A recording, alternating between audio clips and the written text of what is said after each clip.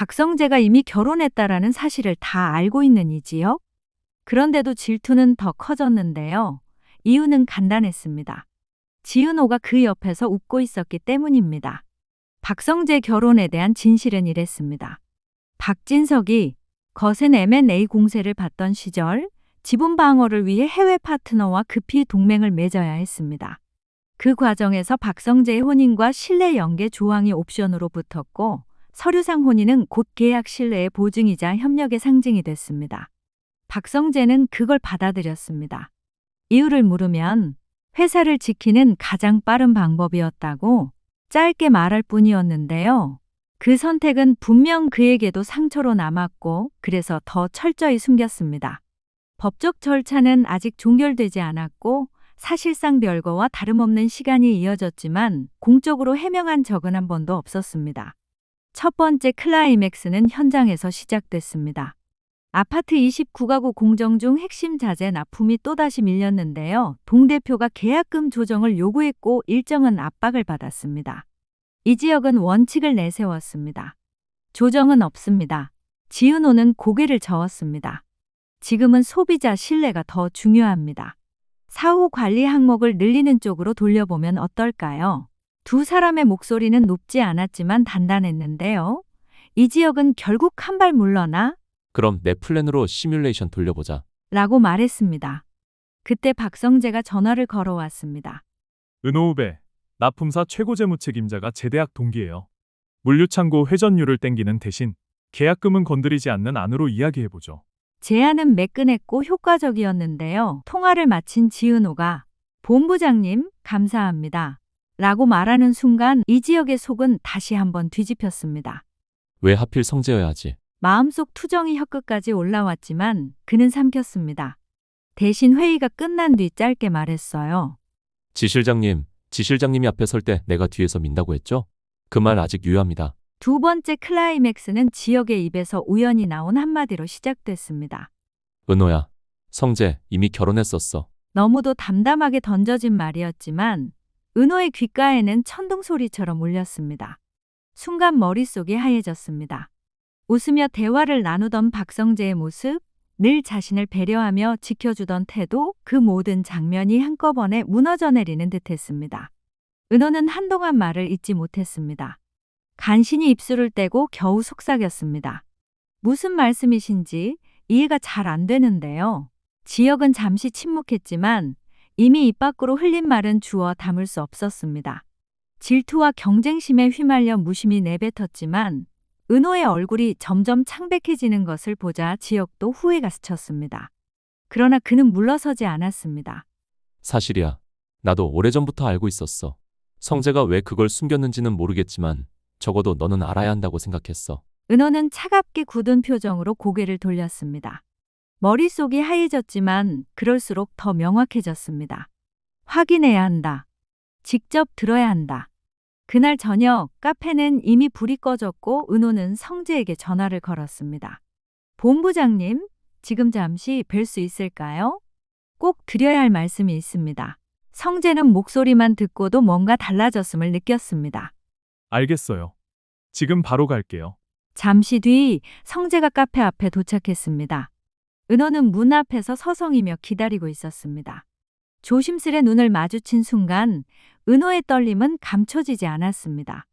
본부장님, 정말 결혼한 적 있으세요? 직설적인 질문에 성재는 잠시 굳었습니다. 그동안 한 번도 은호 앞에서 거짓을 말한 적 없었는데 지금 이 순간만큼은 어떤 답을 해도 상처가 될 수 있음을 알았기 때문입니다. 그래요. 사실입니다. 하지만 그건 내가 원해서 한 결혼이 아니었어요. 은호의 눈이 크게 흔들렸습니다. 원하지 않은 결혼이요? 아버지 회사 때문에 인수합병 압박을 막아야 해서 내 혼인이 신뢰 보증이 됐어요. 종이 위에 혼인이었고 시작부터 끝까지 사랑이 없었어요. 지금은 다 정리 중이에요. 성재의 목소리는 단호했지만 동시에 애절했습니다.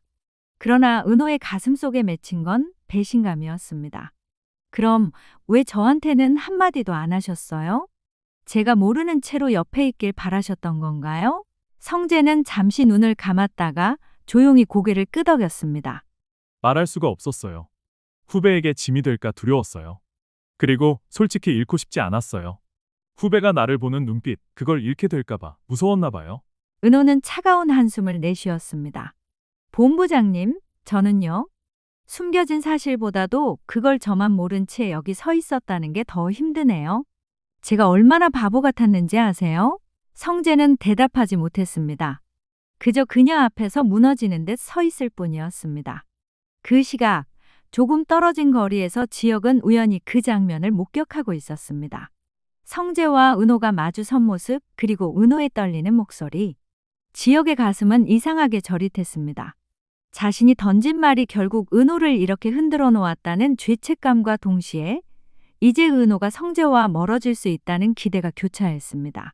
지혁은 손을 주머니에 넣은 채 혼잣말처럼 중얼거렸습니다. 은호야, 이제라도 제대로 봐. 누가 널 지키고 있는 건지. 한편 고성이는 은호를 향해 조금씩 다가오고 있었습니다. 겉으로는 재단 이사장으로서 인테리어 프로젝트에 관여하는 모습이었지만 그 시선은 언제나 은호에게 머물러 있었습니다. 은호는 여전히 그녀를 이사장님이라고 부르며 거리를 두고 있었지만 성희는 조금도 조급해하지 않았습니다. 다가가는 건 천천히 그러나 확실하게. 그것이 그녀가 살아오면서 터득한 방식이었습니다. 고성희는 남편 박진석과 건강검진 일정이 남편의 일정으로 취소됐다면서 이미 예약해 놓은 거라 혼자 가기 겁나니 같이 가자고 제안했고, 이에 지은호는 고심 끝에 결국 고성희와 함께 건강검진 받기로 했죠. 검진은 평범하게 끝나는 듯 했습니다. 하지만 결과지를 받아드는 순간 은호는 작은 불안을 느꼈습니다. 의사는 특별한 이상은 없다고 말했지만 성희의 태도가 달랐습니다. 결과지를 유심히 들여다보던 성희는 은호를 향해 다행이에요. 건강하게 잘 지내왔네요. 그런데 혹시 가족력이 있는지 더 확인해야겠어요. 라며 의미심장한 말을 던졌습니다. 은호는 순간 당황했습니다. 가족력. 그 단어는 은호에게 언제나 불편한 화두였습니다. 자신이 입양하라는 사실을 알고 난 뒤 가족력이란 주제는 대답하기 어려운 질문이 되었기 때문이었죠. 은호는 애써 웃으며 대답했습니다. 글쎄요, 어머니 쪽은 특별히 들은 건 없는데요. 그때 성희의 눈빛이 잠깐 흔들렸습니다. 하지만 곧 평소처럼 미소를 지으며 고개를 끄덕였습니다. 그래요. 요즘은 유전자 검사도 많으니까 혹시 필요하면 제가 연결해 드릴게요. 은호 씨는 앞으로 더 큰 일을 해야 할 사람이잖아요. 그 말은 격려처럼 들렸지만 은호의 마음속에는 오히려 불안이 깊어졌습니다. 왜 나한테 이렇게 신경을 쓰시는 거지? 단순히 이사장님이라서 그런 걸까? 검진을 마치고 돌아오는 길, 성희는 일부러 차 안에서 조용한 목소리로 말을 이어갔습니다. 사람이 자기 뿌리를 아는 건 정말 중요해요. 어떤 길을 선택하든 흔들리지 않을 힘이 되니까요. 은호 씨, 혹시 자기 뿌리에 대해 더 알고 싶은 마음은 없나요? 은호는 대답을 하지 못했습니다. 속으로만 되뇌었습니다. 이사장님이 대체 어디까지 알고 계시는 거지? 은호와 헤어진 후 고성희는 재단병원에 특정 유전자 검사를 준비해두라고 지시했습니다. 며칠 후 성희는 기회를 놓치지 않았습니다. 은호가 참여하는 인테리어 현장을 찾아와 직접 도시락을 챙겨오며 건강검진도 받았으니 몸도 챙겨야 한다. 고 말했습니다. 성희가 도시락을 건넬 때 순간 엄마의 손길처럼 느껴져서 얼떨떨했습니다. 그 모습은 누가 보아도 각별한 관심이었습니다. 현장 직원들 사이에서는 금세 수군거림이 돌았습니다. 이사장님이 지 실장님한테 왜 저렇게 잘해주지?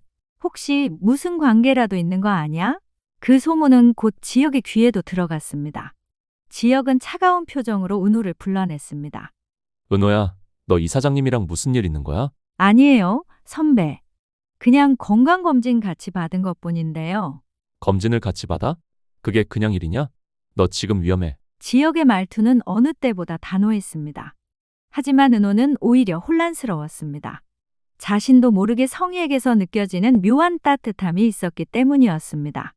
그 따뜻함이 진심인지 아니면 계산된 것인지 은호는 구별할 수 없었습니다. 그날 밤 은호는 어머니 정순이에게 조심스럽게 말을 꺼냈습니다. 엄마, 만약에 내가 친엄마를 다시 만나게 된다면 엄마는 어떠실 것 같아요? 정순이는 놀란 듯 은호를 바라보다가 담담히 웃으며 대답했습니다. 나는 너를 키운 엄마야. 그 사실은 변하지 않아. 하지만 내가 뿌리를 찾고 싶다면 그건 내 인생이야. 말은 그렇게 했지만 뒤돌아 울며 혹시 내 딸을 진짜 뺏기는 건 아닐까? 라는 불안이 뒤섞였습니다. 순이의 말은 은호의 마음을 복잡하게 만들었습니다. 그 순간부터 은호는 자신도 모르게 성희의 말과 순이의 말 사이에서 갈팡질팡하게 되었습니다. 한편 성희는 은호의 혼란을 의도한 듯 차근차근 다음 단계를 준비하고 있었습니다. 그녀는 은호와의 검진 기록을 빌미로 가족력 확인 차원에서 추가 검사가 필요하다며 은호를 다시 재단 산하 병원으로 불러들일 계획을 세웠습니다. 표면적으로는 걱정과 배려지만 속내는 달랐습니다. 은호를 점점 자신의 영향권 안에 묶어두려는 계산이었습니다. 성희의 눈빛은 서늘하게 빛나고 있었습니다. 조금만 더. 이제 조금만 더 다가가면 은호는 내 곁을 떠날 수 없어. 그리고 나의 또 다른 딸은 더 이상 필요 없어질 거야. 은호가 알지 못한 진실, 그리고 곧 무너질 또 다른 운명, 그 끝은 어디로 향할까요?